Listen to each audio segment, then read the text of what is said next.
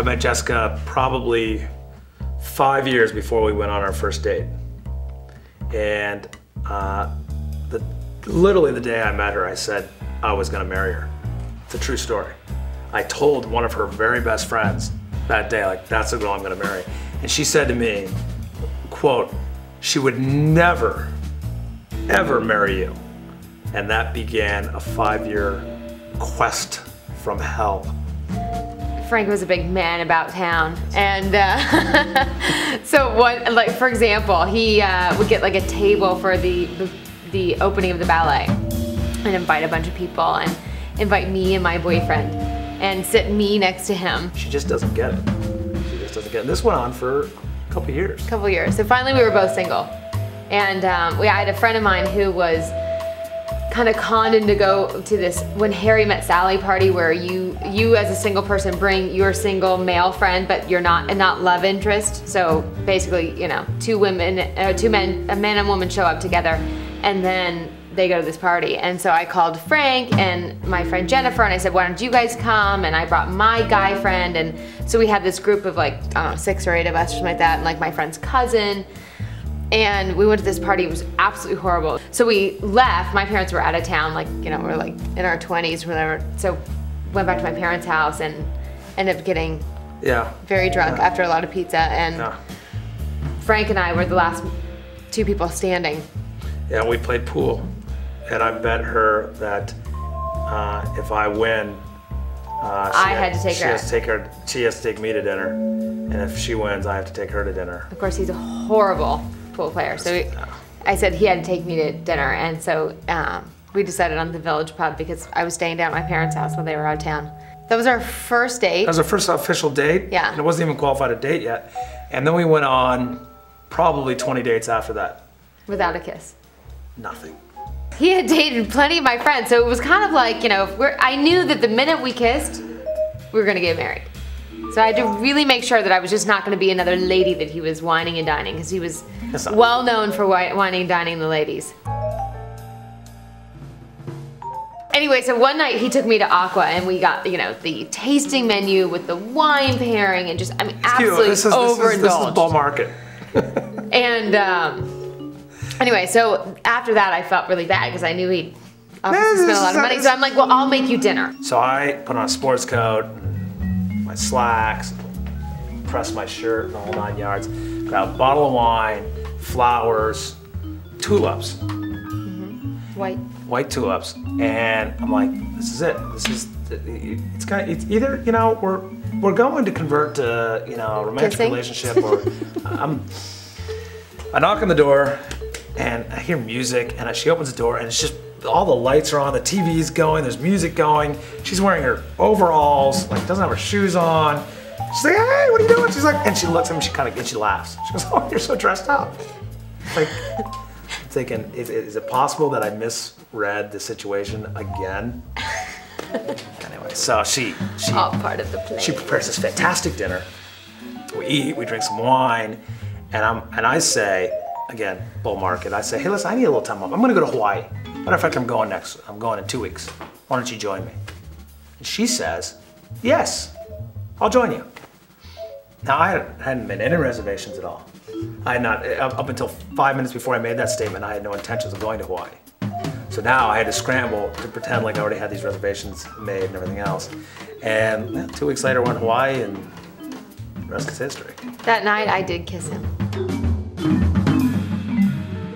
It was love at first sight. I mean, in the most pure sense. There was no question about it.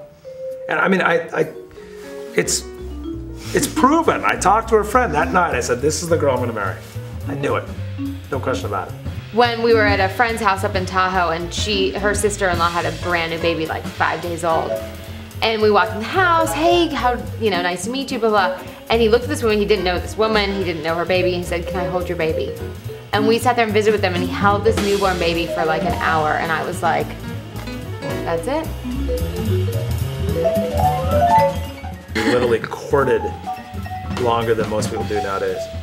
Like getting to know each other. Innocently courted. Like getting to know each other for a very long time before we started becoming boyfriend and girlfriend.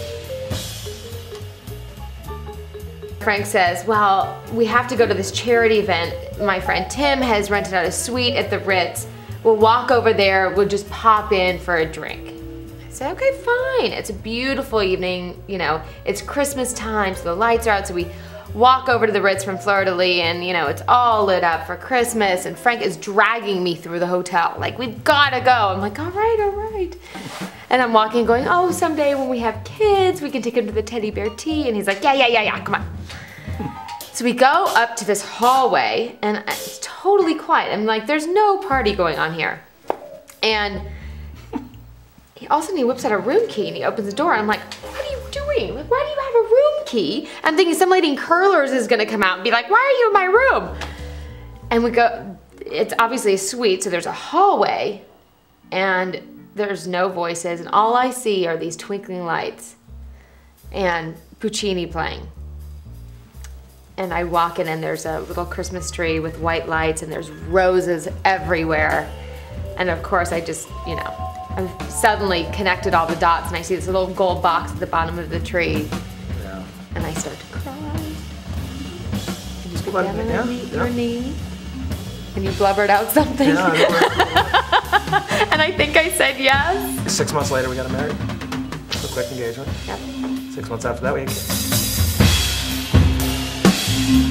I was pregnant within 6 months of being married, so it wasn't like there was us for a long time and then suddenly kids entered. It was always part of the program. Having children in our life absolutely enhanced our love for each other, because they're such an integral part of our daily activities. I think it's family. I mean, that we, you know, and we both have such a passion for life that we have such enthusiasm for everything we do, and we really are dreamers. I mean, we already talk about what we're gonna be doing when we're 70. His dazzling personality. You know when you walk into a room and there's that person there that's just the energy force, and he's that guy. And I think he's pretty sexy. She constantly surprises me. Unbelievable mother. I mean, more than anybody could ever hope for. Every stage in our life that we move into, she really takes on and excels on it, and I learn from her in the process. Marriage is a beautiful thing. I think that we are a lucky species that we can enjoy each other for so many billions of years and change with each other and grow with each other and learn about people through each other and challenge each other. I think that I am a better person for being married because I have my own weaknesses that I need to work on, and having a partner that has some of the opposite strengths that you can really build on your own personal character. I think that's what marriage does, and I think that marriage then strengthens the world as we all become better people, given that we have a partner that's kind of looking out for our best interests, that wants us to be that best person. And I think then when you bring children into it, that then makes you even try to better yourself more, because you're not only trying to prove yourself and be your best for your spouse, but also for your kids.